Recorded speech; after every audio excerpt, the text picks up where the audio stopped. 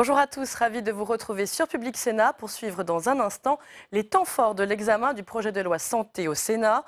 Ce texte porté par la ministre des Solidarités et de la Santé va faire l'objet d'un vote solennel cet après-midi au Sénat et il a été l'occasion pour la Chambre haute d'apposer sa marque au texte, avec certains changements plus attendus que d'autres.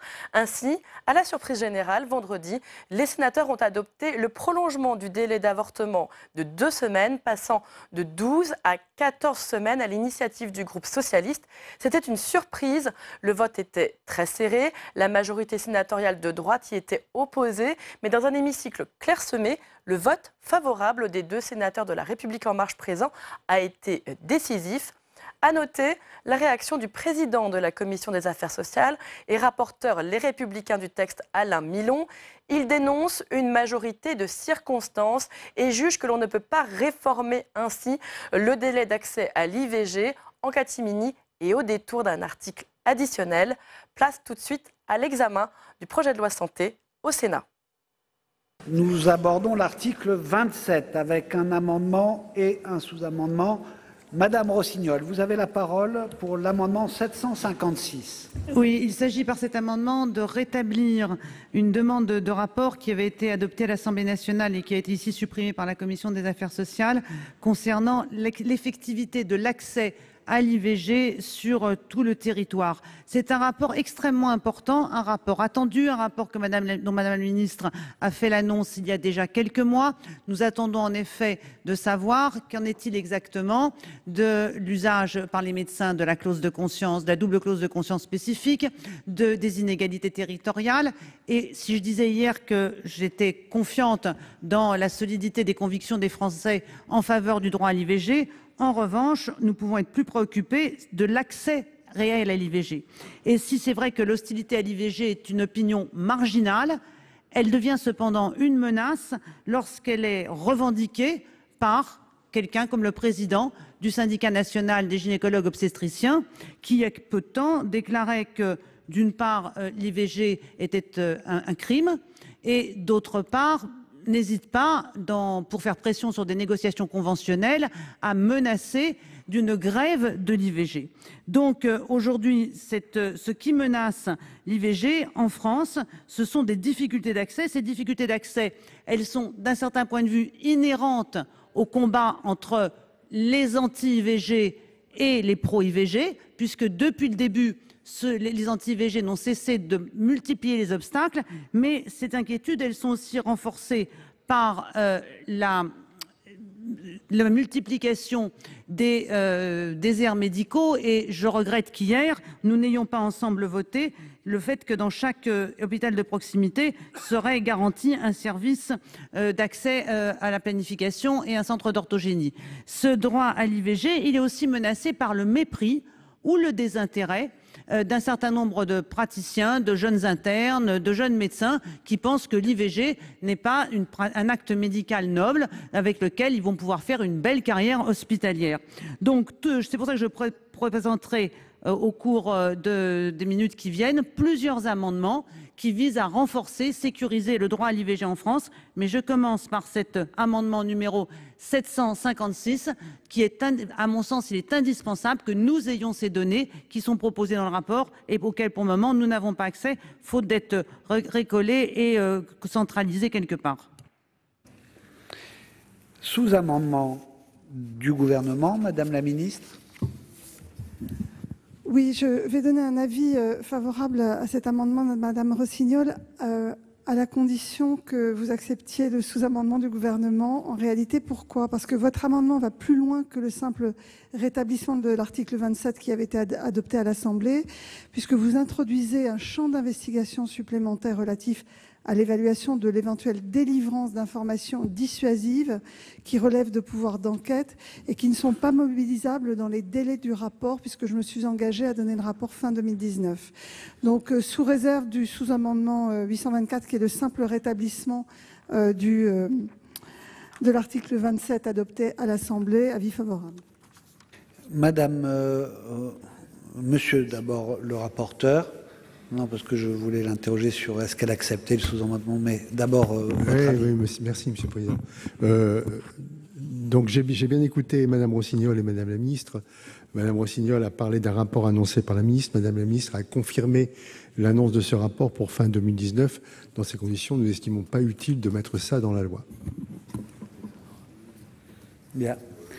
Madame Rossignol, pour explication de vote. Oui, j'accepte le sous-amendement de Madame la ministre. Effectivement, pour ne pas rallonger les délais de remise du rapport, ce rapport est attendu. Pour autant, à un moment donné, il faudra qu'on essaye de savoir ce qu'il en est exactement des délits d'entrave et de l'application des différentes lois sur les délits d'entrave, y compris la dernière sur le délit d'entrave numérique, qui est devenu le principal délit d'entrave à l'œuvre. Très bien. Donc, on commence par le sous-amendement. Madame Cohen. Oui, j'interviens parce que le propos de dire à partir du moment où Madame la ministre s'est engagée à faire ce rapport, c'est pas la peine de le mettre dans la loi, ce que vient de nous dire donc notre rapporteur, ça peut paraître effectivement logique. Sauf que il y a quand même quelque chose qui me semble important, c'est le positionnement des parlementaires que nous sommes par rapport à un droit, le droit à l'avortement. Or, on a déjà eu un débat hier et un certain nombre de propositions n'ont pas été retenues. Je pense que c'est important qu'il y ait un engagement de la ministre, ce qu'elle a fait devant nous, qu'il y ait un engagement des parlementaires, à la fois des députés, des sénatrices et des sénateurs. Donc, je pense que sur le fait de voter cet amendement pour qu'il soit inscrit dans la loi quand même, mes chers collègues, est toujours un point d'appui qui permet d'aller plus loin et d'avancer, et ça n'est pas un superflu quand il s'agit des droits des femmes. Madame Goulet. Oui, bon, évidemment, j'ai voté cet amendement juste pour dire qu'il y a encore quelques semaines, aux Nations Unies, il y a eu une remise en cause du droit de l'avortement à l'Assemblée générale, au Conseil de sécurité, dans des conditions tout à fait inacceptables. Et donc, je crois qu'un rappel de plus, c'est pas un rappel de trop. Bien, donc, on commence par le sous-amendement du gouvernement. Qui est pour? Qui est contre? Qui s'abstient? Il est adopté. Donc, on vote sur l'amendement qui sera sous-amendé ainsi, de Madame Rossignol. Qui est pour? Qui est contre? Qui s'abstient? Il est adopté. Donc, l'amendement ainsi sous-amendé est adopté. Donc, l'article 27 est aussi ainsi rétabli. 628 rectifié maintenant, après l'article additionnel 27. Madame Rossignol, vous avez la parole. Merci, Monsieur le Président. En France, chaque année, entre 3 000 et 5 000 femmes, l'estimation et la fourchette est un peu souple parce qu'il n'y a pas, là encore, de recollement des données. 3 à 5 000 femmes vont à l'étranger pour procéder à un avortement dit hors délai. Les délais d'IVG sont variables d'un pays à l'autre. Il y a même des pays dans lesquels il n'y a pas de délai. Et dans les pays dans lesquels il n'y a pas de délai légaux, on se rend compte que dans la discussion entre les femmes et les médecins et les demandes des femmes, on aboutit à peu près à la même moyenne de délais que dans les pays où il y a des délais légaux. Ceci dit, le fait de devoir encore aujourd'hui aller à l'étranger, d'abord, est une injustice et une inégalité sociale. Ça coûte un avortement à l'étranger. Deuxièmement, nous nous reposons sur les pays autour de nous et on est bien content qu'il y ait des pays autour de nous qui aient des législations plus souples ou différentes des nôtres pour pratiquer ces IVG hors délai. Et on ne peut pas se reposer sur les autres et être à la merci des législations des autres pays non plus là-dessus. Donc, après discussion avec de nombreux professionnels de santé, avec les médecins, avec les gens engagés dans la pratique des IVG, et après étude des différents délais dans les autres pays d'Europe, je signale que l'Islande vient d'adopter un délai de 22 semaines, qu'en Suède, le délai est de 18 semaines. Je propose qu'en France, nous assouplissions de 2 semaines le délai qui est aujourd'hui imposé et que nous accordions et que nous passions effectivement à 14 semaines de grossesse, c'est ce qui fait 16 semaines d'aménorrhée. Je crois que c'est nécessaire et ça ne portera atteinte à rien. Et par ailleurs, comme je l'ai dit à plusieurs reprises, il y a dans les difficultés de démographie médicale que nous avons aujourd'hui, et je reviendrai tout à l'heure sur les difficultés supplémentaires développées par les adversaires de l'IVG dans le système de santé, il y a des femmes qui ne peuvent pas accéder à l'IVG dans les délais qui sont imposées par la loi. Je vais être un peu ironique, mais je vais dire, voilà, si vous voulez interrompre une grossesse non désirée, vous avez intérêt à prévoir que cette grossesse non désirée ne tombe pas pendant les mois d'été dans beaucoup d'endroits. Juillet et août sont dans bien des endroits des mois dans lesquels l'IVG n'est pas accessible. Donc la souplesse d'un allongement des délais de 2 semaines permettrait de répondre à toutes ces difficultés. Avis de monsieur le rapporteur, enfin de la commission. Merci, Monsieur le Président. Selon les données de l'adresse en 2017, seulement 5% des IVG sont réalisés dans les 2 dernières semaines du délai légal, c'est-à-dire actuellement 12. Le véritable enjeu me semble donc résider moins dans le réexamen de ce délai et plus dans les efforts qui doivent être menés pour prévenir les situations d'urgence. À cet égard, la bonne information des patientes est fondamentale. Une fois leur décision prise, il est capital qu'elles puissent engager les démarches rapidement, car les délais de prise en charge peuvent en effet être longs dans certaines régions. Des progrès ont été réalisés pour réduire ces délais de prise en charge en facilitant l'orientation des patientes vers les structures pertinentes sur le territoire. Depuis la loi Touraine, certains centres de santé peuvent ainsi pratiquer des IVG instrumentales. En outre, le numéro national d'information rencontre une large audience pour accompagner les femmes concernées. Pour l'ensemble de ces raisons, plus d'informations d'abord, la Commission a demandé un retrait, sinon un avis défavorable. Même avis. Madame la ministre, même avis. Donc, Madame Cohen, vous avez la parole. Oui, merci, Monsieur le Président. Nous allons soutenir cet amendement parce que on ne peut pas, depuis lundi, dire qu'il existe une pénurie de médecins, de spécialistes, de difficultés à avoir accès aux soins, d'avoir des mesures qui ont été prises, certaines que l'on partageait, d'autres non, contre les déserts médicaux, avoir refusé hier que les sages-femmes pratiquent l'interruption volontaire de grossesse instrumentale et dire aujourd'hui, eh bien finalement, ça passe par une meilleure information des femmes, et bien sûr que ça passe par une meilleure information des femmes.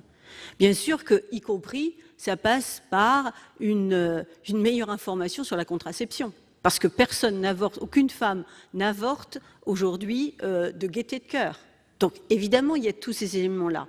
Et je les soutiens totalement.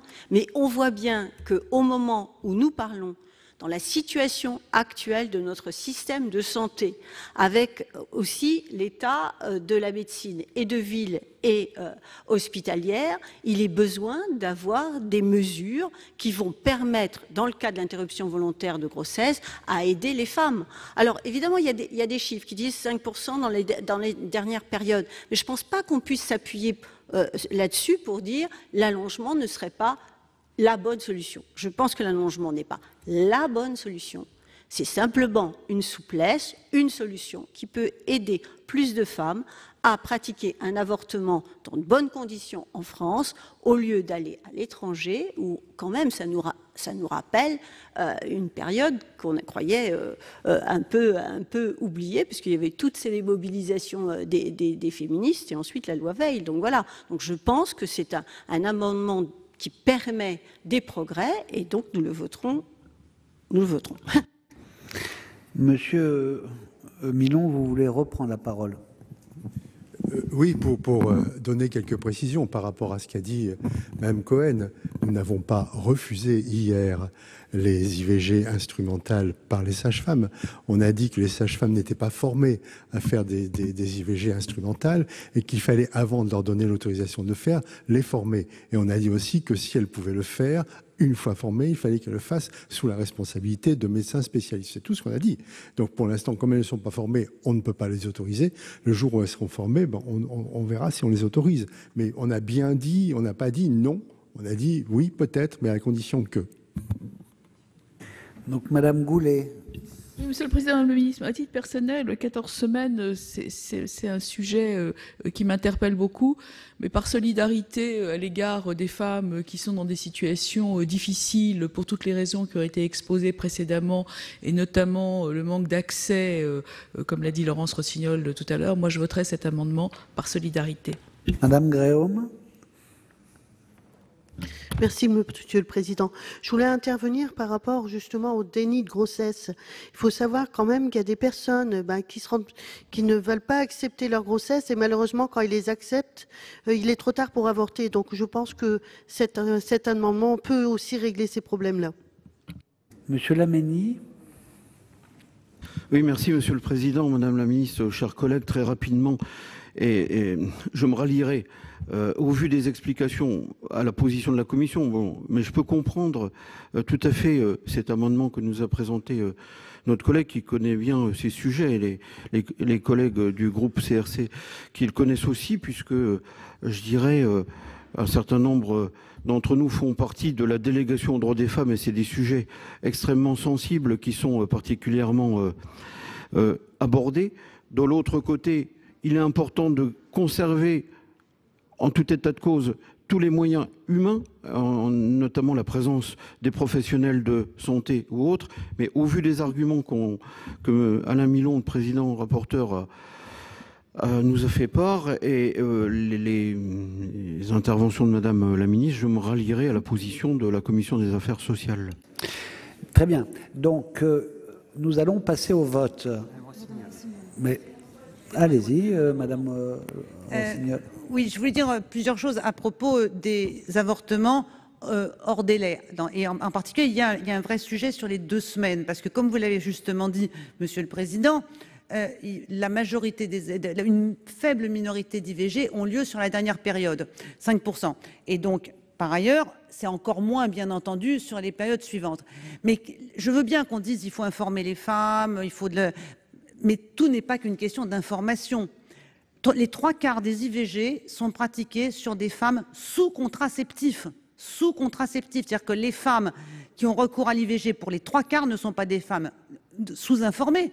Ce sont des femmes pour lesquelles il y a eu soit une contraception qui n'a pas réussi, soit des accidents de contraception. Ces femmes-là sont largement informées. Et c'est pour ça qu'il y a également les dénis de grossesse, les raisons pour lesquelles une femme se retrouve hors délai d'IVG ne tient pas simplement par le recours à l'information. Donc c'est pour ça que c'est important, à mon sens, de voter cet amendement pour les 2 semaines supplémentaires. Et quant aux sages-femmes, j'entends bien ce qui est dit, c'est-à-dire qu'on n'a pas voté hier l'amendement pour ouvrir les IVG instrumentales aux sages-femmes parce qu'elles ne sont pas formées, mais on n'a pas voté non plus l'amendement ou le sous-amendement qui dirait « nous allons engager maintenant la formation des sages-femmes sur l'IVG instrumentale, ce après quoi, dès la formation finie, elles pourront pratiquer des IVG ». Et ce n'est pas parce que ce n'est pas le domaine de la loi qu'on n'a pas voté ça. On n'a pas voté ça parce que ça n'a pas été proposé hier. Donc je maintiens ce qui a été dit hier. Il a été refusé l'extension de l'IVG instrumentale aux sages-femmes. On va voter, donc... vous êtes dedans ou dehors, Monsieur Jomier? Donc, voilà. Donc, nous allons voter. Qui est pour cet amendement?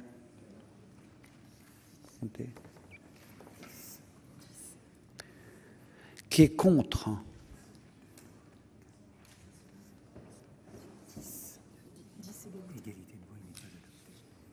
On va faire un assis debout. Il y a 10-10, mais j'ai une petit doute. Qui est pour? Levez-vous.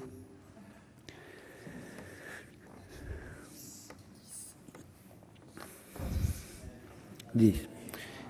Ah, il y a quelque chose qui a bougé. Oh, donc ça fait quoi?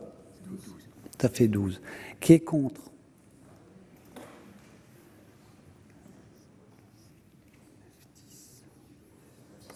10. Cet amendement est adopté. Donc, nous passons, après l'article 27, à 3 amendements faisant l'objet d'une discussion commune. Amendement 349, Madame Cohen, vous avez la parole. Merci, Monsieur le Président. Donc, comme nous l'avons déjà souligné, en France, Une femme sur 3 recourt à une IVG au cours de sa vie. En 2015, 218 100 interruptions de grossesse ont été réalisées en France, un chiffre stable depuis 2006, selon la Direction de la recherche, des études, de l'évaluation et des statistiques, la DREES. Depuis l'adoption de la loi du 17 janvier 1975, dite loi Veil, l'accès quand même à l'IVG reste difficile, voire l'est de plus en plus. Les obstacles sont nombreux. Je réitère ici le fait qu'il y a eu en 10 ans 130 fermetures de centres d'interruption volontaire de grossesse, manque de professionnels formés, on vient de le dire, site de désinformation contre lequel d'ailleurs on a lutté et on a adopté des mesures, entraves physiques, discours culpabilisateurs et moralisateurs par des mouvements réactionnaires.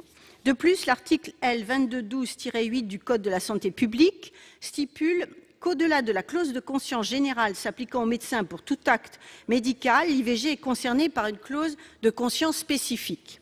Des exemples récents: absence d'IVG à l'hôpital de Bailleul à la Flèche, faute de médecins, propos tenus par le président du syndicat national des gynécologues obstétriciens, ont montré que le recours à cette double clause est important et peut, dans ce contexte de pénurie de médecins, de structures, être un obstacle supplémentaire.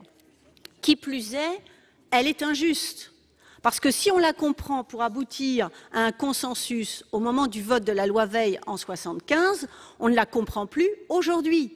Vous savez, mes chers collègues, qu'un praticien qui ne veut pas exercer un droit il y a une clause de conscience, de droit commun qui fait qu'il ne commettra pas cet acte. Donc, il n'est pas besoin de renforcer par rapport à l'interruption volontaire de grossesse. Il y a déjà cette possibilité pour les médecins de ne pas pratiquer l'acte qu'ils ne souhaiteraient pas adopter. Donc, pourquoi encore faire une mesure d'exception dès qu'il s'agit finalement pour les femmes de disposer de leur corps? C'est pourquoi nous demandons la suppression de cette double clause de conscience qui est vraiment attendue par toutes les militantes et militants féministes et qui serait un progrès, qui montrait notre évolution. On est quand même en 2019, mes chers collègues. Très bien. Madame Rossignol, pour votre amendement 735. Oui, qui est un amendement identique à celui de Madame Cohen. Aujourd'hui, le Parlement européen, dans une résolution récente, constatait on observait en Europe une augmentation du nombre de médecins refusant de pratiquer des avortements dans les États membres. C'est-à-dire que nous sommes dans une situation paradoxale en Europe et possiblement en France, qui est que le droit à l'IVG s'accroît dans des pays qui sont, je pense à l'Irlande en particulier, qui l'année dernière est entrée dans les pays dans lesquels l'IVG est légal, mais que dans le même mouvement, la clause de conscience ferme le droit à l'IVG. Et je pense à l'exemple le plus terrible, qui est celui de l'Italie, où 75% des médecins refusent de pratiquer les IVG et où l'accès à l'IVG est quasiment devenu impossible, bien qu'il soit inscrit dans la loi. En France, la clause de conscience spécifique, je le rappelle à tous nos collègues, vient s'ajouter à la clause de conscience générale prévue dans le code de déontologie qui garantit à tous les soignants une possibilité de refuser de faire un acte médical avec lequel ils seraient en désaccord. Cette clause de conscience spécifique qui existe que pour l'IVG stigmatise l'IVG, elle infantilise les femmes et elle les met dans une situation où elles doivent demander, vérifier qu'il y a bien un médecin chargé de faire les IVG qui veut bien les faire. Et je voudrais faire remarquer à Madame la Ministre et à la majorité gouvernementale que vous avez fait campagne il y a quelques semaines en reprenant la clause de l'européenne la plus favorisée qui avait été élaborée par Gisèle Halimi. Vous avez proposé un bouquet législatif pour les femmes en Europe qui consiste à prendre les lois les plus favorables pour les femmes. Nous avons, avec la clause de conscience, une loi qui n'est pas favorable. Or, en matière de droits des femmes, parce que vous vous y êtes engagé aux élections européennes et parce que c'est le rôle de la France, nous devons donner l'exemple et être un point d'appui pour les autres pays européens. C'est pour ça qu'il faut aussi, en France, aujourd'hui, supprimer cette clause de conscience. Et je voudrais dire qu'il y a un argument que j'ai entendu plusieurs fois, qui est inacceptable, ni par ceux qui le disent pour eux-mêmes, ni par ceux qui le reprennent. C'est celui qui voudrait que les médecins si on les obligeait à faire des IVG, se vengent en maltraitant les femmes. Cet argument-là n'est pas acceptable. Il est contraire au serment d'Hippocrate, il est contraire au code de déontologie. Ceux qui le disent, ceux qui l'utilisent, se couvrent de honte. Et nous ne devons pas valider cet argument. Et je ne peux pas l'entendre de la part de gens qui, par ailleurs, défendent l'accès des femmes à l'IVG. Bien. Donc, l'avis de Monsieur le rapporteur sur ces 3 amendements en discussion commune. Oui, Monsieur le Président, la clause de conscience du médecin spécifique à l'IVG est contrebalancée par l'obligation qui est faite aux médecins qui refusent de pratiquer une IVG de communiquer immédiatement à l'intéressé le nom des praticiens susceptibles de réaliser l'intervention. Supprimer cet alinéa serait alors contre-productif, puisqu'un médecin pourrait toujours refuser, en application de la clause de conscience générale, de pratiquer une IVG, mais n'aurait plus, dans la configuration proposée par les amendements 349 et 735, l'obligation de rediriger la patiente vers un autre professionnel ou une autre structure. Même l'amendement 735 ne parvient pas à préserver cette obligation pour tous les praticiens dans la mesure où il insère une précision sur l'obligation de réorientation au 3e alinéa de l'article 2212-18 du Code de santé publique. Cela n'est pas suffisant car cet alinéa ne vise que les IVG pratiquées en établissement privé, alors même que les femmes en situation de détresse sont majoritairement prises en charge dans le secteur public. Enfin, l'amendement 630 est pour sa part problématique sur le plan constitutionnel. En effet, la mise en place de sanctions dans la carrière, notamment pour des licenciements, par des licenciements ou rétrogradations, en cas d'exercice de la clause de conscience générale des médecins, ne semble pas compatible avec la liberté de conscience garantie à tout citoyen par la Constitution et la Convention européenne des droits de l'homme. Pour l'ensemble de ces raisons, la Commission a un avis défavorable aux amendements 349, 735 et 630. Très bien. Il y a effectivement un des amendements de cette discussion commune n'a pas été présenté par Madame Laurence Rossignol, mais qui pourra, si elle le souhaite, aussi donner sa position de vote au moment où on va voter, puisqu'on vote séparément. Et ça va être d'autant plus long tout ça qu'une batterie de vote sur tout ce qui vient en scrutin public m'est arrivé ici. Donc, Madame la Ministre, votre avis sur ces amendements? C'est une discussion très importante. La question est de savoir si on vote sur des principes ou si on vote sur les droits réels des femmes. Moi, je comprends votre argumentaire, Madame Rossignol. Il est limpide, il coule de source.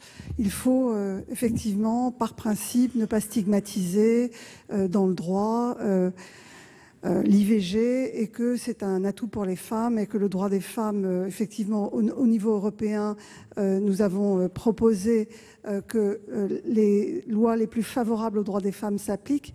Mais en réalité, c'est là où je ne suis pas d'accord avec vous. Je pense que la clause de conscience protège les femmes.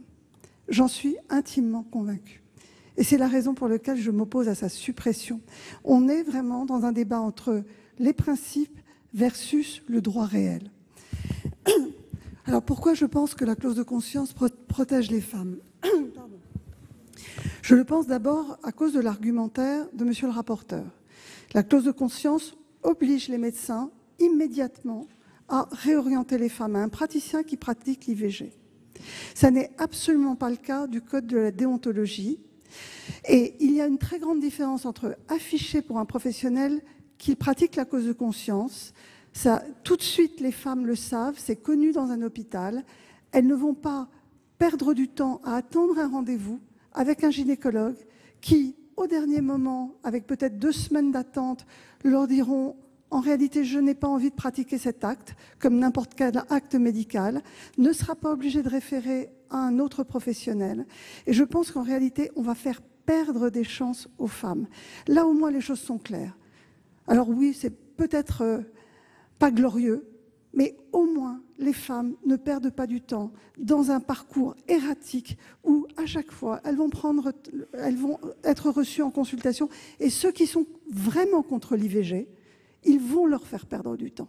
Ils vont les mettre en situation, en réalité, de ne pas accéder dans les délais à un professionnel. Et donc, Moi, je me bats pour le droit réel des femmes. Je pense que cette clause de conscience, c'est une protection. C'est la raison pour laquelle je m'oppose à sa suppression. Très bien. Donc nous allons passer au vote sur chaque amendement. Sur le... Oui, sur quel amendement? Sur le 349. D'accord. Voilà. Très bien, c'est celui-là qui est en discussion. Eh bien, ça tombe bien. On parle bien d'IVG. Oui, oui, mais il y a 3 amendements et ils ne sont pas identiques, question, donc chacun a des explications de vote. Sur cette question de la clause de conscience, je vous avais interrogé, Madame la Ministre, il y a quelque temps, l'an dernier, lors des questions d'actualité. Donc votre réponse est constante et j'en comprends la logique. Mais moi, je ne suis pas convaincu qu'on protège les femmes, et je pense que ça a un effet sur, en l'occurrence, sur les jeunes. C'est-à-dire qu'on leur apprend quand même que pour l'IVG, il y a une disposition particulière. On a une clause de conscience générale, je dis je parle comme médecin en même temps que parlementaire, et que pour l'IVG, c'est particulier. Et moi, je crois qu'il est temps de faire rentrer l'IVG dans le droit commun. Des actes que les médecins peuvent pratiquer et doivent pratiquer. Parce que singulariser en 75, oui, bien sûr, quand vous devez faire accepter une réforme qui est complexe, qui a des enjeux éthiques, bien sûr, profonds, il est tout à fait logique que des dispositions soient appliquées à vocation transitoire, à mon sens, pour entraîner une meilleure acceptabilité. C'était le cas de cette double clause de conscience. Mais 44 ans plus tard, je crois qu'il faut en sortir. Et je crois très clairement que cette clause de conscience, qui est différente de la clause de réorientation, qu'on pourrait scinder sans problème, ne doit plus exister, parce qu'elle envoie un message. Elle envoie un message aux jeunes médecins conformes, et elle envoie un message à l'ensemble de la société que l'interruption volontaire de grossesse reste un acte à part, avec toutes les dérives qui s'en suivent derrière. Voilà. Donc moi, je voterai ces amendements qui visent à supprimer cette double clause de conscience. Je vous remercie. Donc on va passer au vote. J'ai été saisi d'une demande de scrutin public sur l'amendement 349 par la Commission. Je vous rappelle que la Commission et le gouvernement ont émis un avis défavorable. Il va être procédé au scrutin public dans les conditions fixées par l'article 56 du règlement. Le scrutin sera ouvert dans quelques instants. Voici le résultat du scrutin 145 sur l'amendement 349, compte tenu de l'ensemble des délégations de vote accordées par les sénateurs aux groupes politiques et notifiées à la présidence. Nombre de votants 342, nombre de suffrages exprimés 339, pour l'adoption 92 contre 247.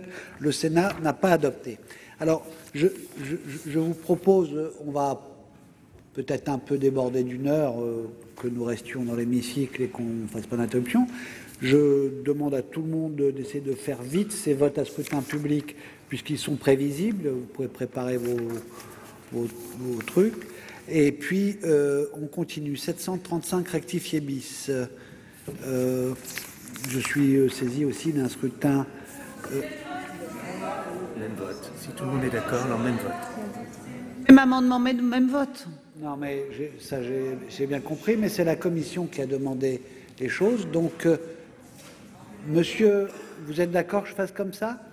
Donc, ce n'est plus un scrutin public. Voilà. Donc, vous ne demandez plus le scrutin public. Les formes sont importantes pour valider ensuite les choses. Même vote? Même vote. Et puis, pour le dernier, 630 rectifié, vous n'aviez pas pu le présenter. Vous voulez dire un mot, Madame Rossignol? Oui, merci, Monsieur le Président, parce qu'en réalité, le 630 est un amendement de repli. Et j'entends ce qu'explique Madame la Ministre. Je n'ai pas le même point de vue que Madame la Ministre, parce que c'est la comparaison avec les pays dans lesquels il n'y a pas de cause de conscience qui me permet d'être plus sereine que vous aux conséquences de l'abrogation de la clause de conscience spécifique à l'IVG. Cet amendement-là, il vise justement, je crois qu'il va dans le sens de ce que expliquait Madame la Ministre tout à l'heure, c'est-à-dire garantir, sécuriser les femmes et ne pas leur faire perdre de temps, puisqu'il prévoit qu'un médecin ayant refusé de pratiquer une interruption volontaire de grossesse au titre de la double clause de conscience spécifique ne peut pas être nommé responsable d'une structure interne, service ou unité fonctionnelle. C'est quoi l'idée? Si vous êtes gynéco-obstétricien, que vous êtes opposé à l'IVG, vous ne pouvez pas être chef dans un service d'obstétrique quand vous êtes opposé à l'IVG.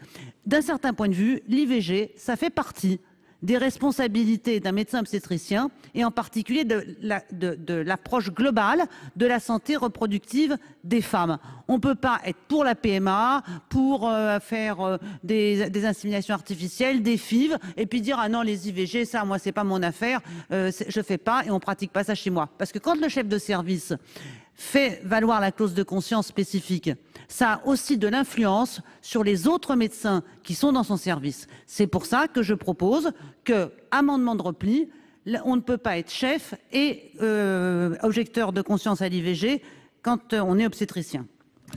Donc, de toute façon, vous avez donné votre avis déjà, je ne l'avais pas présenté. Vous voulez reprendre la parole? Non. C'est le même vote? Ou si... Si, elle a répondu aussi tout à l'heure.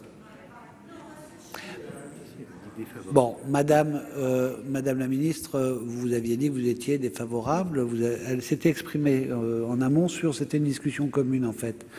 Donc, est-ce que vous voulez que je reproduise le même vote? Même vote? Tout le monde est d'accord?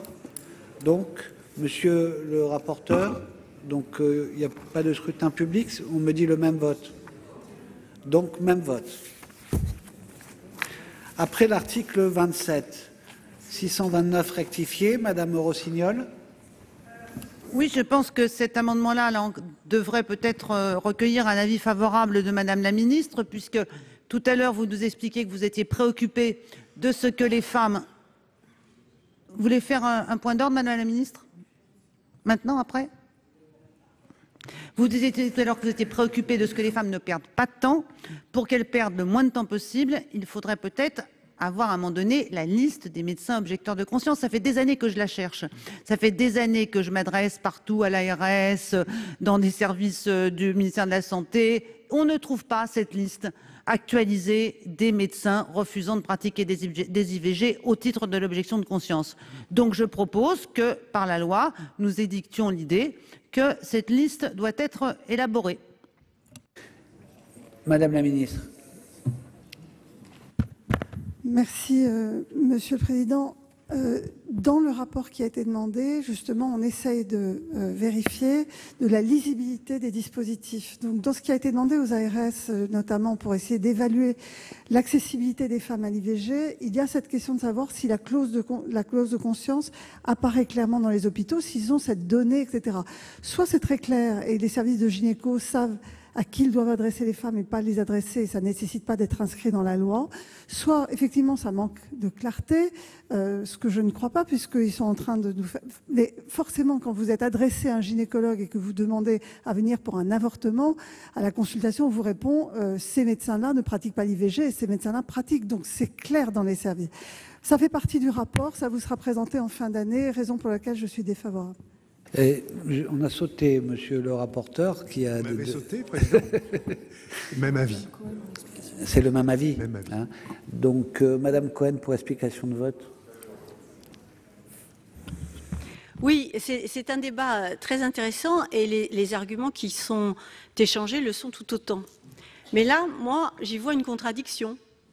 Parce que Madame la Ministre nous dit, et c'est logique et ça peut être vérifié, quand une femme téléphone à un service, demande une consultation pour un avortement, le secrétariat lui répond, écoutez, en gros, ce médecin ne pratique pas cet acte. Donc c'est clair, c'est net. Or, pour l'amendement précédent, quand on a expliqué que donc il était nécessaire de supprimer la double clause de conscience, on a dit ah non, ça va, il y a un danger, les femmes vont perdre du temps. Mais il faut savoir, soit c'est clair dans les services et on sait qui pratique les IVG, qui ne les pratique pas, et auquel cas, si c'est si clair que ça, on peut retirer la double clause de conscience, soit il y a un souci. Deuxième élément que je voudrais porter à votre connaissance, c'est qu'il me semble quand même extrêmement important de faire en sorte que cet acte d'interruption volontaire de grossesse fasse partie du droit commun. Je crois que quand même, entre le vote de la loi et aujourd'hui, il s'est écoulé beaucoup de temps. Donc, à un moment donné, les médecins sont responsables de leurs actes, ils ne pratiquent pas certains actes, bien, il faut que ça soit clair et donc sur une liste. Et moi j'ai quand même le sentiment qu'à chaque fois que nous posons des problèmes autour de la santé des femmes, autour des droits des femmes, et singulièrement au niveau de l'interruption volontaire de grossesse, il y a une telle timidité, une telle prudence que ça bloque quand même l'évolution des droits des femmes. Alors je peux comprendre je peux en comprendre les raisons, mais je trouve qu'au bout d'un moment, il faut quand même prendre des décisions. Depuis lundi, on prend des décisions qui sont extrêmement importantes pour l'avenir de notre système de santé. Eh bien, il faut peut-être que de temps en temps, on soit un peu plus ambitieux et un peu plus courageux et qu'au niveau des parlementaires, eh bien, on prenne un certain nombre de mesures pour l'interruption volontaire de grossesse. Saisi d'une demande de scrutin public. Là, on n'est pas en discussion commune, donc on va le faire, ce scrutin. Je vous rappelle qu'il y a... Madame la ministre, allez-y. Vous voulez... Je demande 2 minutes de suspension de séance, si c'est possible. C'est vraiment fini dans 5 minutes, hein, là. Justement, je voudrais avoir une suspension de séance avant le dernier amendement. Alors, pas de problème. C'est 2 minutes. Ces 2 minutes sont accordées.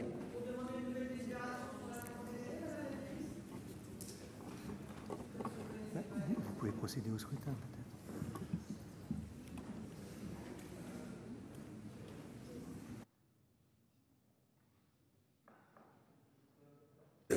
D'ailleurs, je ne peux pas, pendant la procédure de vote, interrompre. Hein. Donc, on vote, et puis il y aura l'interruption. Voilà. Donc, on vote. C'est le scrutin public. Le scrutin est ouvert.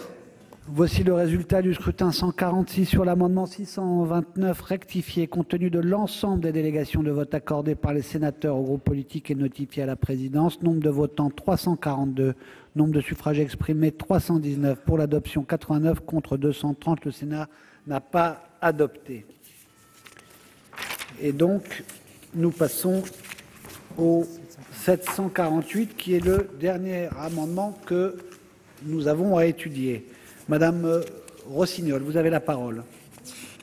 Merci, Monsieur le Président. Je vais être rapide. Vous savez qu'il pèse sur les contraceptifs des interdits concernant la publicité et que cet interdit est particulièrement lourd concernant la contraception d'urgence, plus fréquemment appelée pilule du lendemain. Cet amendement, qui d'ailleurs est proposé, et je l'indique dans l'amendement, par le laboratoire qui distribue la contraception d'urgence, et je ne crois pas, en déposant cet amendement, être sous la pression du lobby pharmaceutique, parce que la proposition d'amendement va dans l'intérêt des jeunes femmes et des femmes en général, puisqu'il propose de lever les interdits qui posent spécifiquement sur la contraception d'urgence en termes de publicité. Monsieur le rapporteur, votre avis ?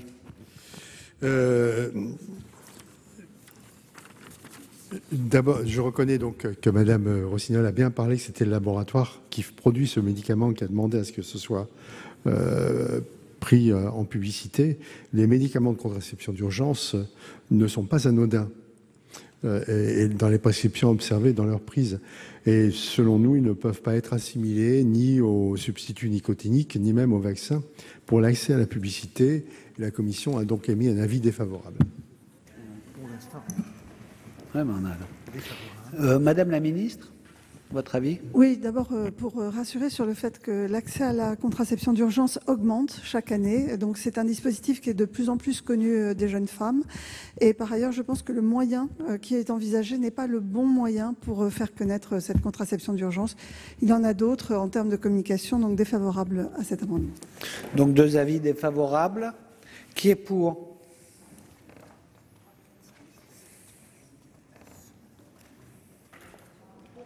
Ben oui, ben, levez les mains. Non, mais c'est pour les compteurs, hein, c'est pas pour moi. Qui est contre? Je ne sais pas pourquoi il s'énerve.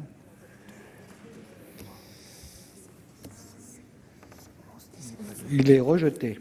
Et à présent, à l'article 7 bis, nous allons examiner l'amendement 50 rectifié sexièse. Madame Guidez. Oui, monsieur le rapporteur, madame la ministre, je trouve que cet amendement est très intéressant.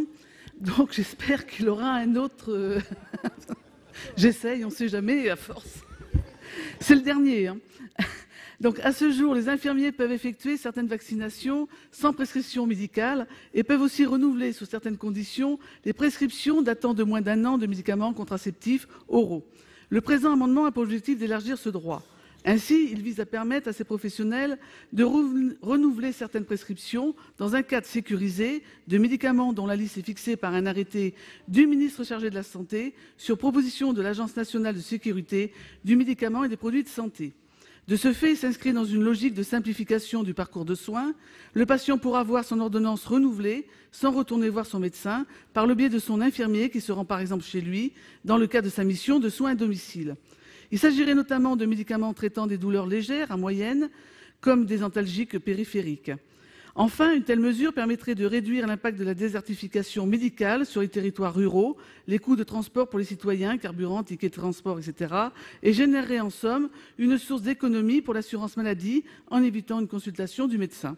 Je vous remercie. Monsieur le Président, quel est l'avis de la Commission? Madame la Présidente, les infirmiers ont aujourd'hui la possibilité de renouveler des prescriptions qui datent de moins d'1 an de médicaments contraceptifs oraux. Étendre ce droit de prescription à d'autres médicaments comme des antalgiques sans prévoir l'information du médecin traitant paraît à la Commission plus discutable.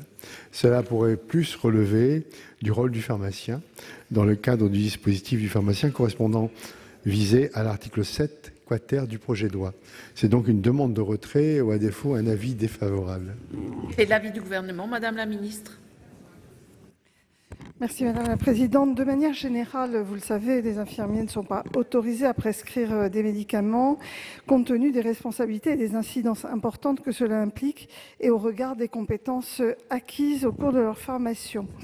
Alors évidemment, nous partageons les préoccupations qui sont l'objet de votre amendement parce que nous avons absolument besoin de dégager du temps médical. Nous sommes persuadés également que des infirmiers peuvent être des acteurs de premier recours très importants. Des évolutions récentes ont permis d'aller plus loin sur la capacité de prescription des infirmiers. Je voudrais les rappeler quand même. L'article 7 bis, suite à l'examen du texte par la Commission des affaires sociales, permet à l'infirmier d'adapter certains traitements à condition que celui-ci intervienne dans le cadre d'un exercice coordonné et sur une liste de traitements fixée après avis de la HAS. Par ailleurs, le droit de prescription a été reconnu pour les infirmiers de pratique avancée qui devraient sortir des écoles et des masters l'année prochaine. Ces infirmiers de pratique avancée se voient déléguer sous certaines conditions des compétences relevant du champ médical et il devient possible dans ce cadre pour eux d'être autorisés à prescrire des produits de santé non soumis à prescription médicale obligatoire et à renouveler ou adapter des prescriptions médicales. Il nous semble donc que ces évolutions encadrées telles qu'elles le sont aujourd'hui sont suffisantes et donc nous sommes défavorables à cet amendement. Madame Guidez, vous retirez cet amendement? Oui, je vois que ce n'est pas mon jour, donc je le retire. Merci. Nous examinons à présent 3 amendements identiques qui font l'objet d'une discussion commune. L'amendement numéro 100 rectifié, Madame Estrosi Sassone va nous le présenter. Alors cet amendement vise à étendre les compétences des infirmiers afin de répondre aux besoins des patients, mais également aux nouveaux enjeux de santé publique en leur permettant de prescrire certains médicaments. Alors que le projet de loi vise à transformer le système de santé, Il paraît donc logique d'apporter des modifications de fond attendues par les professionnels de santé et les patients en assouplissant le cadre légal existant dans la prescription.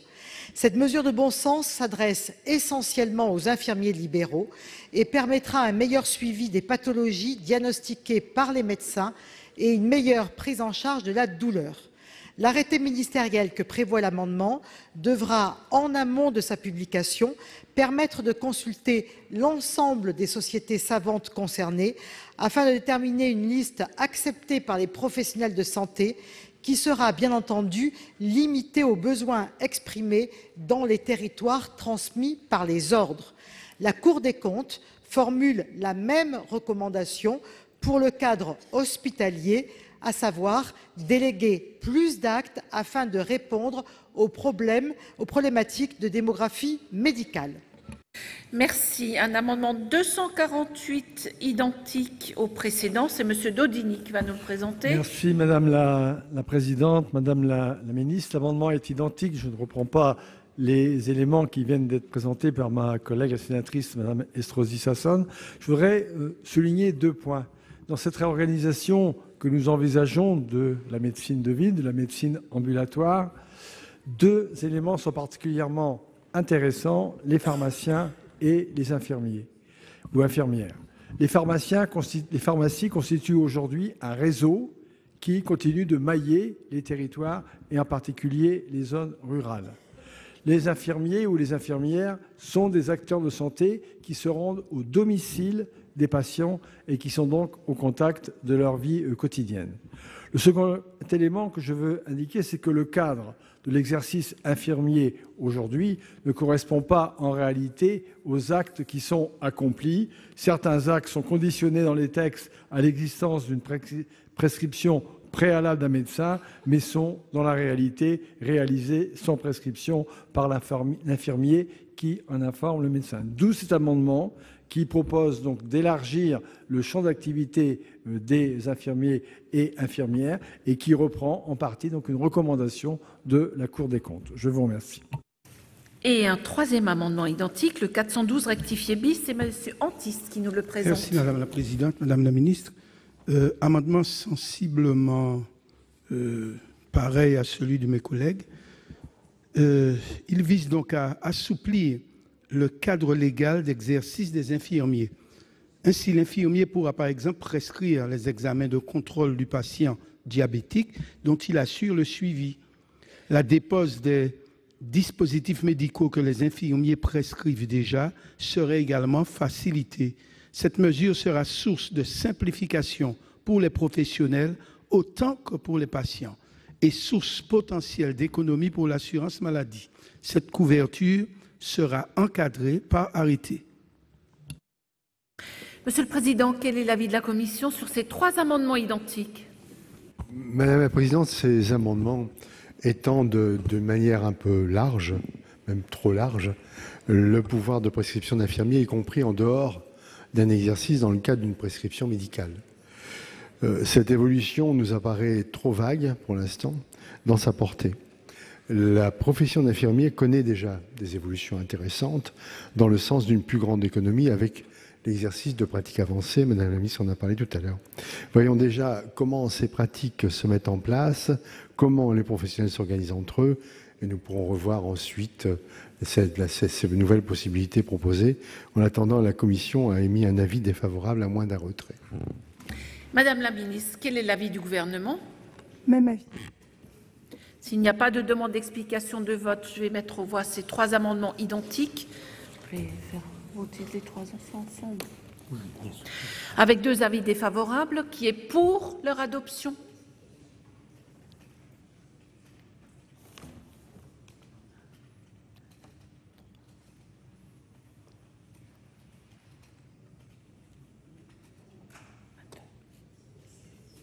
Qui est contre?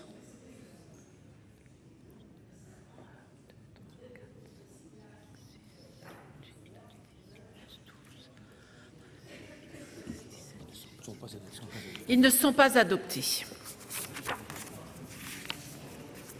À présent, nous examinons l'amendement 277. Madame Cohen. Cet amendement est très simple. Il propose de compléter la liste de ce que peuvent prescrire les infirmiers et les infirmières et de l'étendre aux antalgiques de palier 1, tels que le paracétamol, par exemple. En effet, l'article 7 bis propose d'autoriser les infirmiers et infirmières à prescrire des dispositifs médicaux qui existent en vente libre.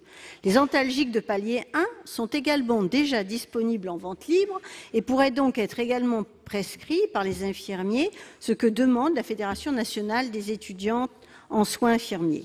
Il serait d'ailleurs relativement ironique, pour ne pas dire ubuesque, que des patients puissent s'en procurer dans des supermarchés alors que des professionnels de santé ayant un enseignement de pharmacologie pendant 3 ans ne pourraient les prescrire. Rappelons que l'acte de prescription permet également de sensibiliser le patient sur son usage, sur les dosages et les dangers éventuels ou les effets indésirables. Trop souvent, ces médicaments apparaissent presque anodins et les patients ignorent leur toxicité.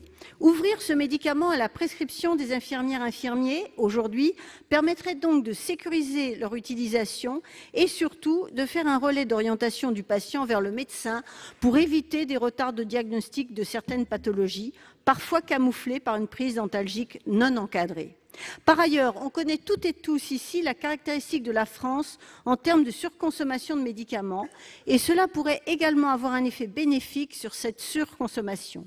Enfin, cet élargissement de compétences pour ces professionnels de santé correspond, nous semble-t-il, à la philosophie de ce que vous souhaitez mettre en œuvre, Madame la Ministre, notamment par cette loi, ou plus largement avec votre plan Ma Santé 2022, en permettant à différentes catégories de professionnels d'avoir plus de responsabilités, de délégation de tâches, et ce, afin de fluidifier les parcours des patients. Je pense que ça va tout à fait dans ce sens.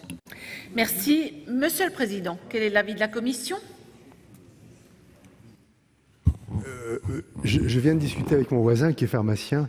Il m'a un petit peu appris comme ça ce que c'était que les médicaments de palier 1. Moi qui étais médecin, je ne le connaissais pas. Cela dit, il reste que, d'après ce qu'il m'a dit, les médicaments de palier 1, ça pourrait être le paracétamol, l'ibuprofène, des choses comme ça, qui sont par ailleurs en vente libre, mais sous contrôle quand même du pharmacien qui peut dire à son patient si ce médicament ou l'autre est bon pour lui. Et d'autre part, mon voisin pharmacien m'a dit que ces médicaments, finalement, étaient très peu en vente et que les gens n'en profitaient pas, comme il m'a dit, pour en bouffer en permanence.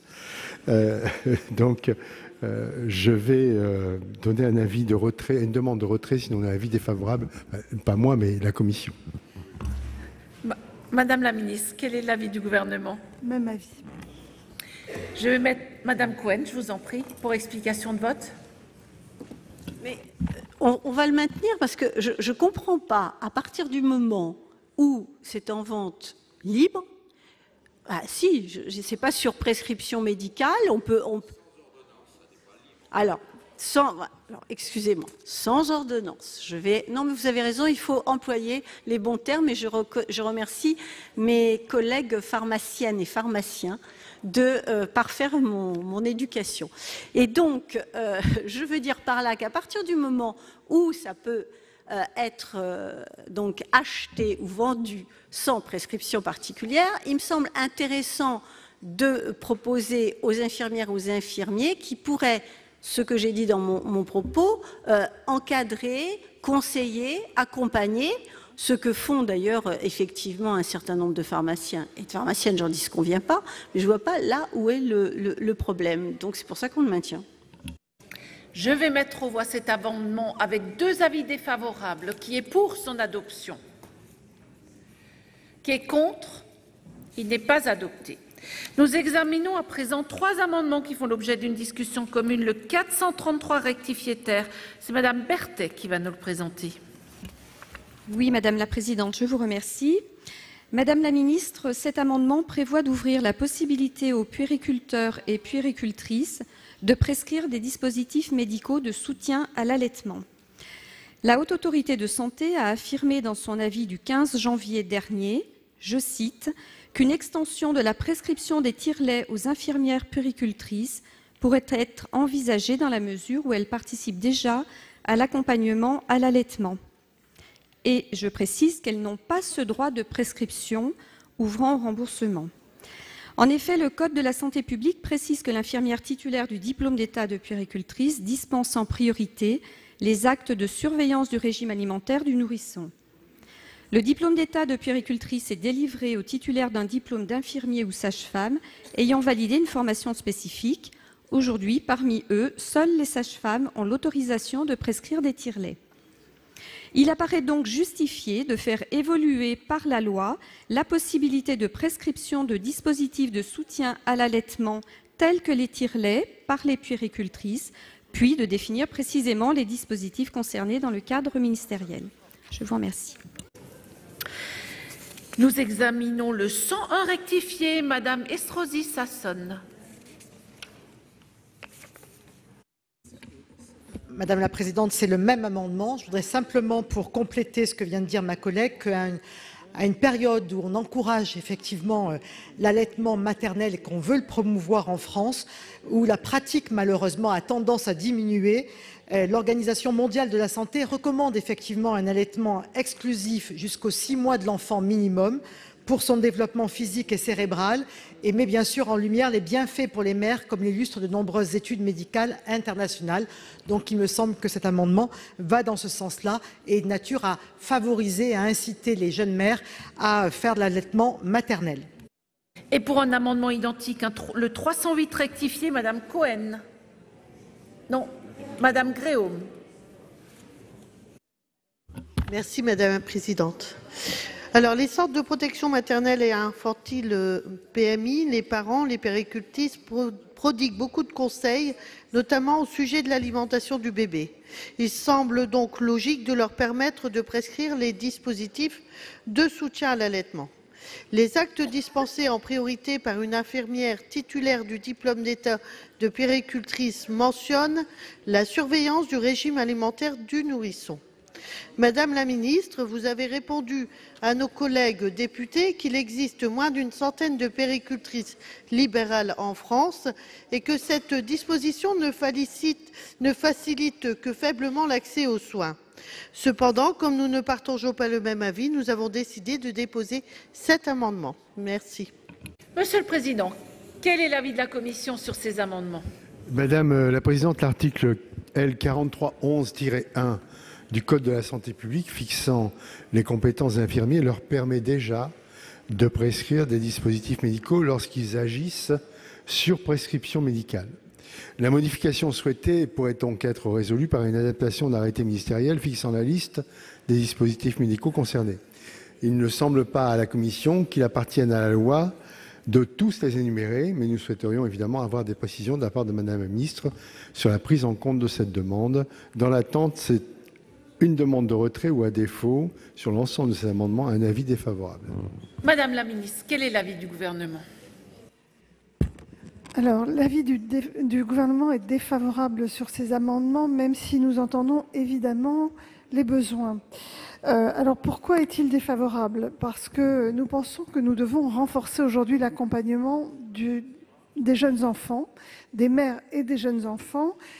Nous y travaillons et nous pensons que le droit de prescription, notamment de dispositifs médicaux favorables à l'allaitement maternel, n'est absolument pas l'unique vecteur de cette amélioration de l'accompagnement des femmes et de leurs enfants.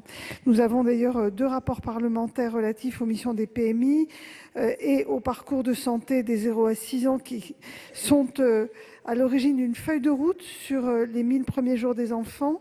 Une feuille de route qui est en préparation au sein du ministère.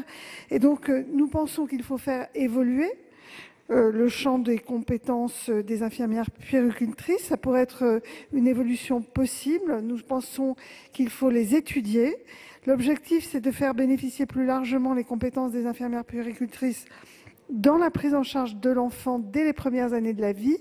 Donc, pour ces raisons, et dans l'attente de tous ces travaux qui devront impliquer l'ensemble des professionnels du secteur, je suis défavorable à inscrire dans la loi un acte unique qui élargit une compétence. Il nous semble que tout cela doit être travaillé bien en amont. Donc, avis défavorable. S'il n'y a pas de demande... Oui, Monsieur Jomier, pour explication de vote. Oui, je dois dire qu'on a beaucoup d'amendements de même nature que moi je partage au fond.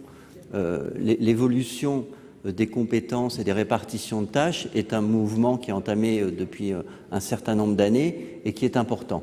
Il y a plusieurs professions de santé qui ont été insuffisamment valorisées et insuffisamment utilisées à hauteur de leurs compétences depuis trop longtemps dans notre système de soins. Et le travail qui est en cours est un travail intéressant. Mais pour qu'il ne se transforme pas en affrontement entre ces différentes professions qui viendraient se disputer des actes à réaliser, il faut que ces professions participent de la discussion sur la délimitation de leurs propres compétences et responsabilités. Il est très tentant pour nous, législateurs, là, d'interférer dans ce travail en cours. Mais cette décision ne peut pas être prise sans que les sages-femmes soient partie prenante, tout simplement. Donc il faut laisser le temps aux sages-femmes, aux infirmières, avec les différentes professions de santé, avec le ministère, de travailler cette question. Et puis si on estime que la direction prise n'est pas la bonne, il sera toujours temps de venir le dire, vous n'en doutez pas. Mais moi, à ce stade, je préfère ne pas voter ces amendements, non pas par manque d'intérêt et de respect pour la profession d'infirmière puéricultrice, mais pour que le nouveau système de soins qu'on veut construire se construise de façon participative et régulée et pas dans la confusion et la concurrence. S'il n'y a pas d'autres demandes d'explication de vote, je vais mettre aux voix l'amendement 433 rectifié terre avec 2 avis défavorables. Qui est pour son adoption? Qui est contre? Il n'est pas adopté. Et les 2 amendements identiques, le 101 rectifié et le 308 rectifié avec 2 avis défavorables. Qui est pour leur adoption? Qui est contre? Qui est pour leur adoption? Pour?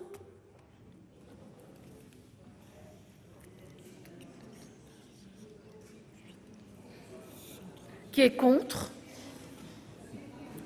Non, non.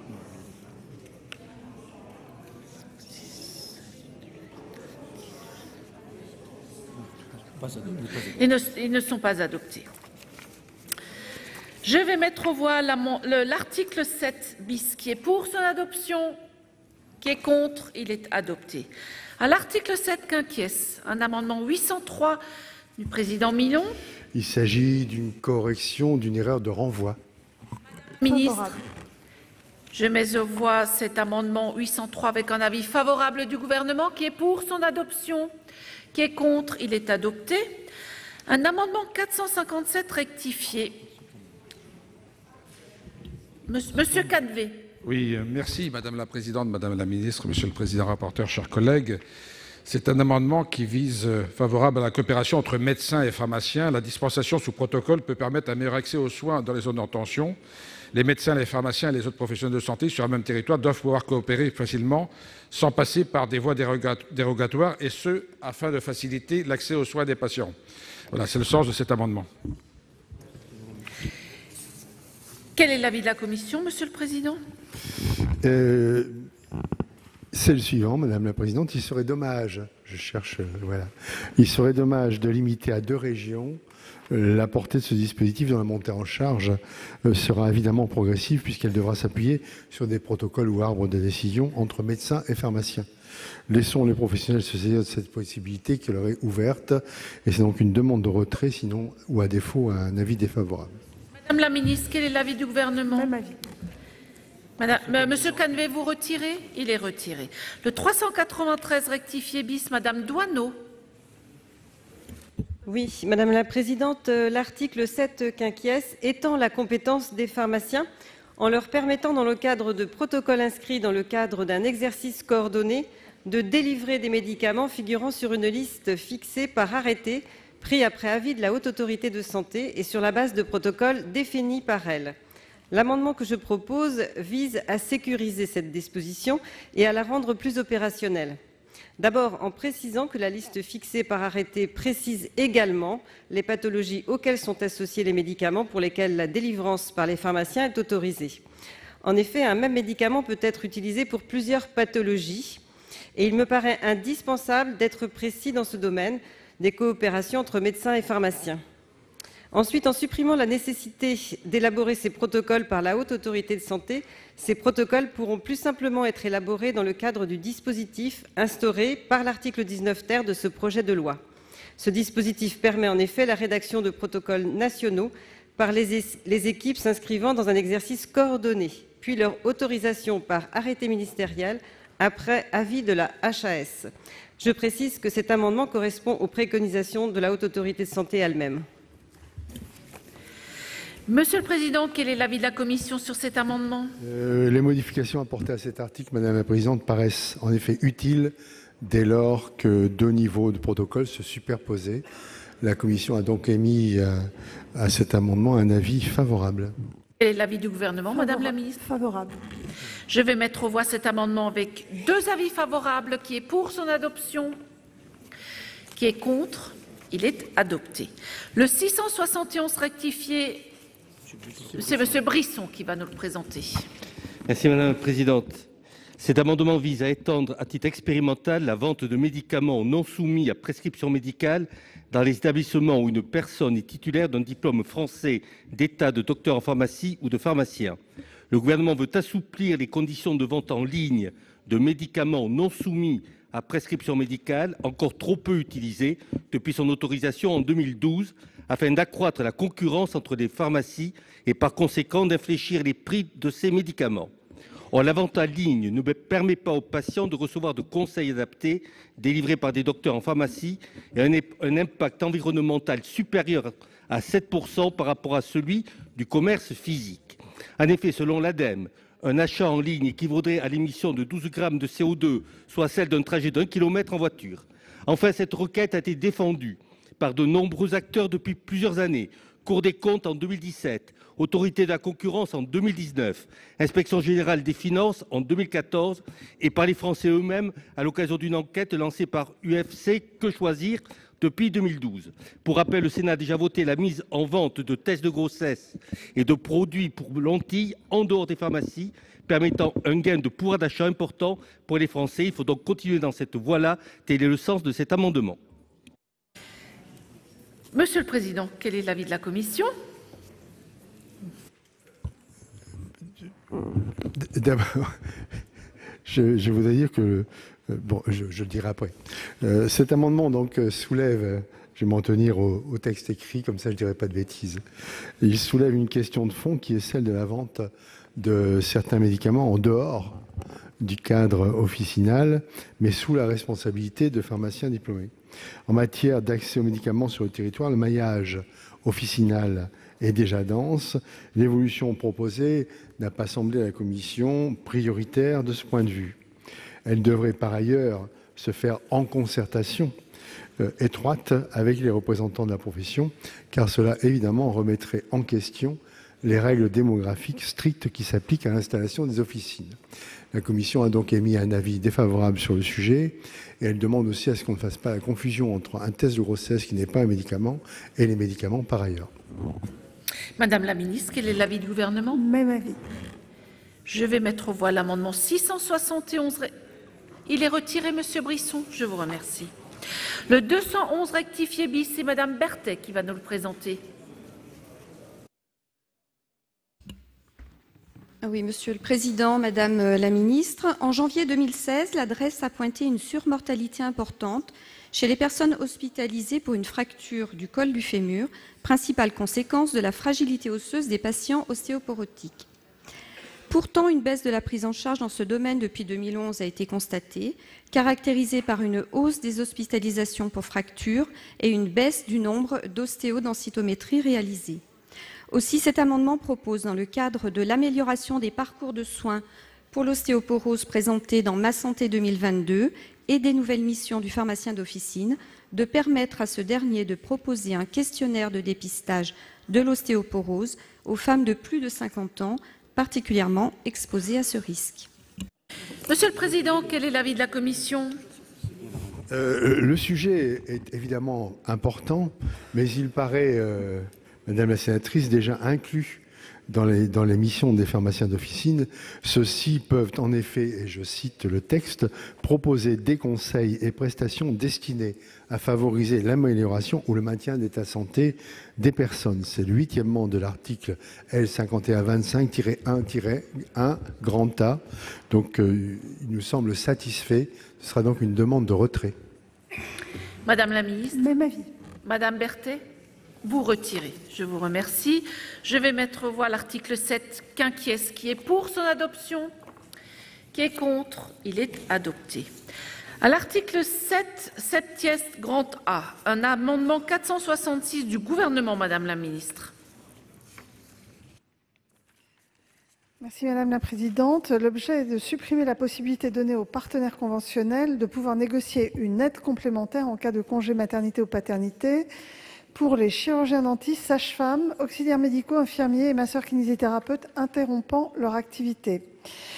Vous connaissez mon engagement dans l'accompagnement des femmes durant la grossesse. Donc, conformément à notre engagement et à ce que vous aviez voté dans la loi de financement de la Sécurité sociale pour 2019, le congé maternité des travailleuses indépendantes a été aligné sur celui des salariés, c'est-à-dire 38 jours de congé indemnisés supplémentaires. C'est effectif depuis la semaine dernière, il me semble. Toutefois, je vous propose de revenir sur la disposition introduite en commission des affaires sociales pour plusieurs motifs. Tout d'abord, l'ensemble des professionnels de santé libéraux bénéficient déjà d'une protection maternité qui représente un taux moyen de remplacement de près de 90% du revenu des infirmières, masseurs-kinésithérapeutes, pédicures, podologues, orthophonistes et orthoptistes. Pour les professions dont les revenus moyens sont plus bas, le taux de couverture peut atteindre 100%. Ce régime permet ainsi aux professionnels concernés de percevoir un montant pouvant aller jusqu'à 9 600 € durant leur congé.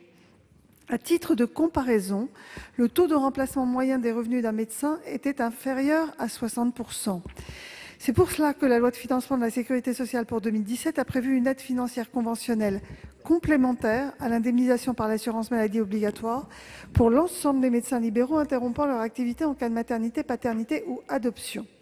Cette aide a pour objectif de favoriser l'installation des jeunes médecins, notamment dans les zones sous-denses, et de renforcer l'attractivité de l'exercice libéral pour les jeunes médecins qui s'installent plus tard et moins souvent qu'avant. L'objectif de cette aide est donc spécifique à la démographie des médecins libéraux et aux difficultés d'accès aux soins qui caractérisent cette profession. Et donc, pour toutes ces raisons, je propose un amendement de suppression de cet article. Monsieur le Président, quel est l'avis de la Commission ?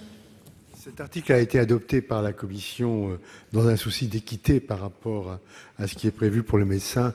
Et donc la Commission, cette fois-ci, a émis un avis défavorable à l'amendement du gouvernement. Je vais mettre aux voix l'amendement du gouvernement avec un avis défavorable de la Commission. Qui est pour son adoption? Qui est contre? Il n'est pas adopté. Je mets aux voix l'article 7 septies grand A. Qui est pour son adoption? Qui est contre? Il est adopté. Nous poursuivons avec l'examen d'amendements à l'article 7 sexies bis. Le 464 du gouvernement, Madame la ministre. Merci, Madame la Présidente. L'objet du présent amendement, c'est d'appliquer en Outre-mer les modifications apportées à l'article L4161-1. Donc, l'article 7 sexies B a pour objet d'ouvrir la possibilité aux pharmaciens de prescrire certains vaccins. En particulier, il modifie l'article du Code de la santé publique relatif à l'exercice illégal de la médecine pour y déroger. Cet article est aujourd'hui applicable à Wallis et Futuna et il convient donc de prévoir que la nouvelle version qui résultera de la présente loi y sera également applicable. C'est donc un amendement technique d'application outre-mer. Monsieur le Président, l'avis de la Commission? C'est un avis favorable. Je vais mettre aux voix l'amendement du gouvernement avec un avis favorable de la Commission. Qui est pour son adoption? Qui est contre? Il est adopté. Je mets aux voix l'article 7 sexies grand B. Qui est pour son adoption? Qui est contre? Il est adopté. Nous examinons l'article 7 sexies grand C. Un amendement 638, Madame Sollogoub. Merci Madame la Présidente. Si vous permettez que je présente les deux amendements en même temps, comme ils se suivent. Voilà, j'ai bien compris que concernant la santé visuelle, un grand chantier allait être entamé et en effet, dans cette attente, Madame la Ministre, vous préférez ne pas prendre de décision pour l'instant. Néanmoins, étant donné l'urgence, c'est vrai que alors, ces deux amendements proposent pour le premier que les orthoptistes puissent renouveler simplement les prescriptions de verres et de lentilles dans le cas, sauf indication contraire du médecin. Et pour le second, ils proposent que les patients puissent avoir accès à l'orthoptiste sans prescription médicale. Alors, je pense que dans le chantier de santé visuelle qui va être entamé, forcément, les orthoptistes auront des compétences élargies parce que ce sont quand même les professionnels formés qui se trouvent au plus près des ophtalmologistes. Donc, on pourrait imaginer que ces mesures ne soient que des petites ouvertures par anticipation au vu de l'urgence de la situation pour les patients. Voilà, je vous remercie. Madame Sollogoub, vous pourrez nous présenter également le 605 rectifié bis ? Mais en fait, je l'ai fait parce que le 605 rectifié bis propose, lui, que les patients puissent avoir accès... Tout à fait. Pardonnez-moi. Merci. Monsieur le Président, quel est l'avis de la Commission sur ces deux amendements ? Madame la Présidente, merci.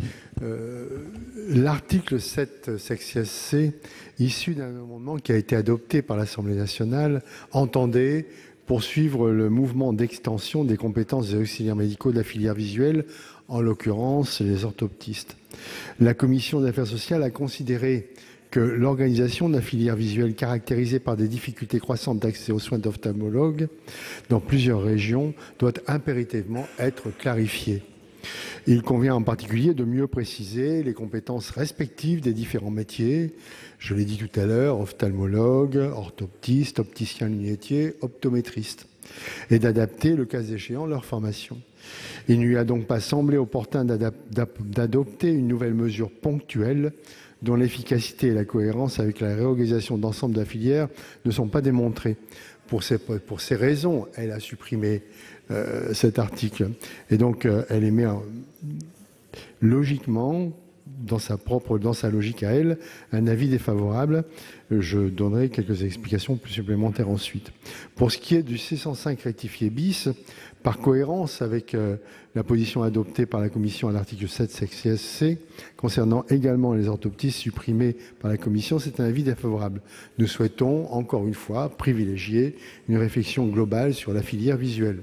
J'ai évidemment, comme vous, reçu des tas de messages, des tas de mails d'orthoptistes, y compris d'orthoptistes amis, qui n'ont pas compris la position de la Commission des affaires sociales du Sénat. Ça n'est pas une mesure de rétorsion ou une mesure de protection, une mesure de rétorsion vis-à-vis des orthoptistes ou de protection vis-à-vis des ophtalmologistes. C'est simplement une demande qui a été faite depuis plusieurs années, sur laquelle nous avions eu une promesse de mettre en place une loi visuelle qui clarifierait l'ensemble des métiers. Évidemment, devant l'urgence, la position de la Commission des affaires sociales peut ne pas être comprise, sauf que si on joue par petites touches, on donnera ça cette année aux orthoptistes. L'année prochaine, on n'aura pas fait encore la loi visuelle, donc on donnera ça aux opticiens lunetiers parce qu'il manquera d'ophtalmologistes.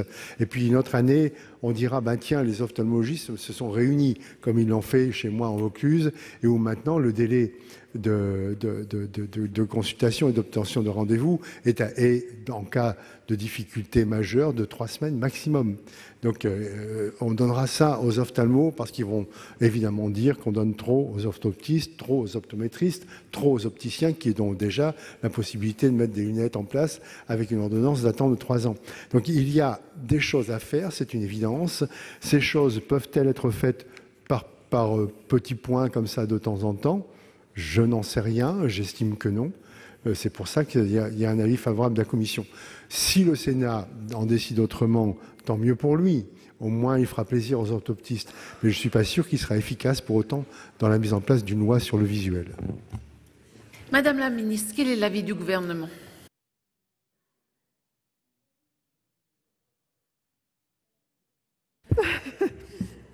Ça marche. Ça marche, ça y est, excusez-moi. L'avis du gouvernement, c'est qu'effectivement, nous devons travailler sur cette filière visuelle, que nous mettons en place une mission. Nous souhaitons que l'ensemble des professionnels se rencontrent, se parlent et décident de comment nous pourrions mieux organiser cette filière, mieux définir les responsabilités des uns et des autres, sachant qu'en plus, les ophtalmologistes sont très difficiles d'accès aujourd'hui sur nos territoires.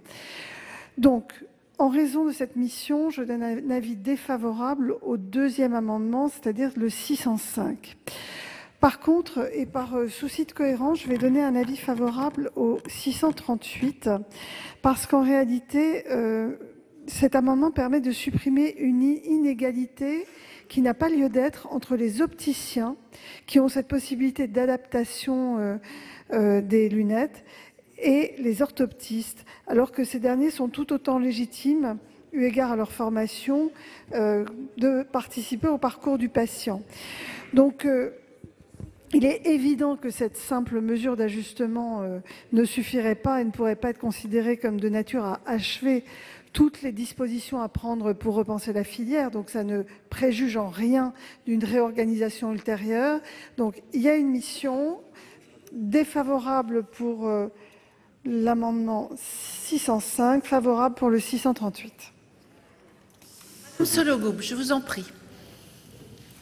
Oui, je vous remercie, Madame la Ministre. En effet, il ne s'agit pas pour nous de céder à la pression d'un quelconque lobby ou de compliquer un travail qui va être compliqué et qui va être assez fin de répartition de tâches entre des professionnels de santé, mais néanmoins de prendre en compte aussi le lobby principal, enfin la pression principale qui vient des patients, parce que quand on est âgé, qu'on doit attendre pendant 1 an un rendez-vous chez un ophtalmo pour faire renouveler, dans la Nièvre, c'est le cas. Voilà, il y a eu un reportage il y a peu sur BFM, on a difficilement accès à un ophtalmo. Alors bon, enfin en tout cas, je vous remercie beaucoup, Madame la Ministre, d'entendre. C'est au moins le rééquilibrage pour la prescription des lunettes. Madame Sollogoub, est-ce que vous retirez le deuxième, le 605 vous conservez les deux? Je conserve les deux. Très bien. Merci. Je vais mettre aux voix l'amendement 638 avec un avis défavorable de la Commission et un avis favorable du gouvernement. Qui est pour son adoption?